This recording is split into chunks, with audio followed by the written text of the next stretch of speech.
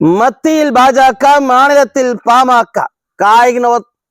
மத்தியில் பாஜக, மாநிலத்தில் பாமக ஆட்டத்தை தொடங்கிய பாமகவின் தலைவர் அன்புமணி ராமதாஸ் அவர்கள். பேரன்பிற்குரிய தொப்பில் உறவுகளுக்கு வணக்கம். நான் உங்க வேளாமர் கார்த்தி. பார்த்து கொண்டிருக்கக்கூடிய பார்வையாளர்கள் சேனலை சப்ஸ்கிரைப் செய்தும் பெல் ஐகானை கிளிக் செய்தும் ஆதரவு தரும்படி கேட்டுக்கிறோம்.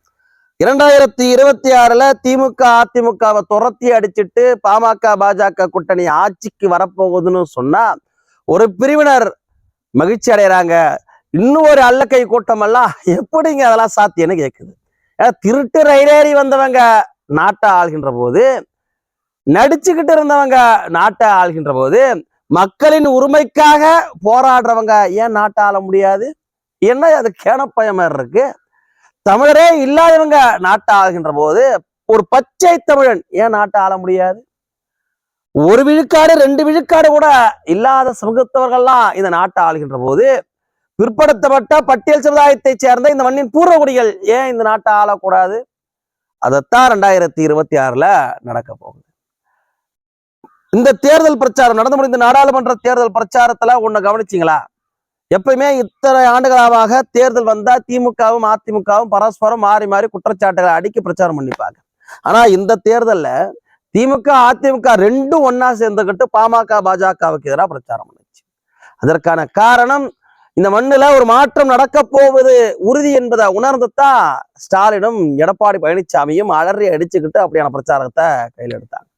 உன்னை புரிஞ்சுக்கிங்க, 400 MP தொகுதியில ஜெயிச்சு மீண்டும் இந்த பாரதத்தின் பிரதமராக பாஜக அமரும் எதிர்பார்க்கக்கூடிய பாஜகவே அப்பேற்பட்ட கட்சியே தைலாபுரத்து தோட்டத்திற்கு தேடி வந்து பாமகவோட கூட்டணி வைக்குதுன்னா அதற்கான காரணம் பாமக மிகப்பெரிய வளர்ச்சியை எட்டியிருக்கு.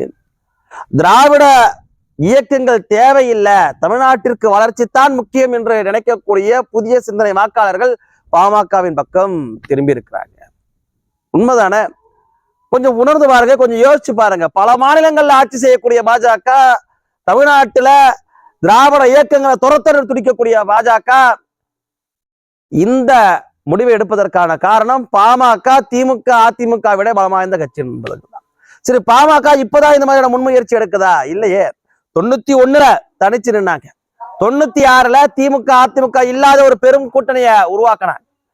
மீண்டும் 2016 தனிச்சு நின்னாங்க. 2014 திமுக அதிமுக இல்லாத கூட்டணியை உருவாக்குறாங்க. மீண்டும் 2024 அது மாதிரியான ஒரு கூட்டணியை உருவாக்கி இருக்கிறாங்க. அப்போ பாமக இந்த திராவிட இயக்கங்களுக்கு மாற்றாக பல முன்முயற்சியை எடுத்திருக்கு. அந்த முன்முயற்சிக்கு பல 2026 அறுவடையாக இருக்கு.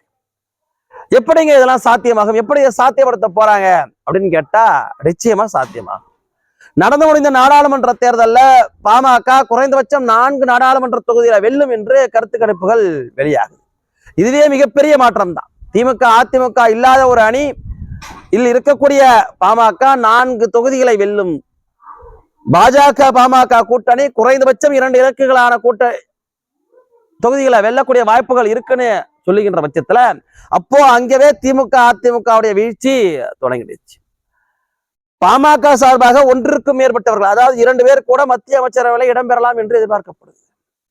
அப்படியானா 98 2009 வரைக்குமான பாமக மத்திய அமைச்சரவையில் இடம் பெற்ற போது செய்த சாதனைகள், பாமக பெற்றுக் கொடுத்த சமூக நீதி இடஒதுக்கீட்டு விவகாரங்கள், இப்போ மத்திய அமைச்சராக இடம்பெறக்கூடியவர்கள் செய்ய போகின்ற சாதனைகள் அத்தனையும் 2026 பாமகவுக்கு கை கொடுக்கும்.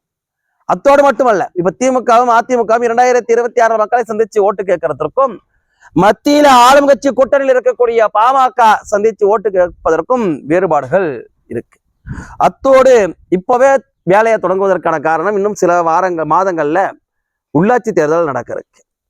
உங்களுக்கு எல்லாருக்குமே தெரியும், ஒரு சட்டமன்ற தேர்தலை சந்திக்கிறதுக்கு பலமான கேடர்ஸ்கள் தேவை. பலமான 3ஆம் கட்ட 2ஆம் கட்ட 4ஆம் கட்ட தலைவர்கள் தேவை. அப்படியாக அந்த அதிகாரமுடைய தலைவர்களாக உள்ளாட்சி பிரதிநிதிகள் இடம்பெறுவாங்க. ஒரு ஒன்றிய குழு உறுப்பினராக, ஒன்றிய குழு தலைவராக, மாவட்ட ஊராட்சி குழு உறுப்பினராக, மாவட்ட குழு தலைவராக, மேயராக, கவுன்சிலராக, பஞ்சாயத்து தலைவராக பாமகவை சேர்ந்தவர்கள் வெல்லக்கூடிய வாய்ப்பு வருகின்ற உள்ளாட்சி மன்ற தேர்தலில் இருக்கு. அதற்கான காய் நகர்த்தலும் நடந்துகிட்டு இருக்கு. ஏன்னா பாமக அடிப்படை பிரச்சனையில் இருந்து, ஒரு கிராமத்திற்குள்ளாக டாஸ்மாக் நுழையக்கூடாது என்கின்ற பிரச்சனையில் இருந்து போதைப்பொருள் மாஃபியாவை அழிக்கிற வரைக்கும் சாதாரணமாக, உதாரணத்துக்கு சொல்றது, சாராய விவகாரத்துல கூட போராடுது. அடிப்படை ஒரு கிராமத்து பிரச்சனையில இருந்து கையில் எடுத்து போராடக்கூடிய இயக்கம் உள்ளாட்சியில மிகப்பெரிய அளவிற்கான வெற்றியை வருகின்ற தேர்தல்ல. இதையெல்லாம் கூட்டி கழிச்சு பார்த்துதான் 2026க்கான காய் நகரத்துல பாமகவின் தலைவர் திரு அன்புமணி ராமதாஸ் அவர்கள் எடுத்திருந்தார். சுமார் 60 இடங்களை பாமக வென்றாலே போதும், தமிழ்நாட்டில் ஆளப்போவது, அரியணையில் அமரப்போவது திரு அன்புமணி ராமதாஸ் அவர்கள் தான். அதற்கு கை கொடுப்போம், அயராது உழைப்போம். நன்றி.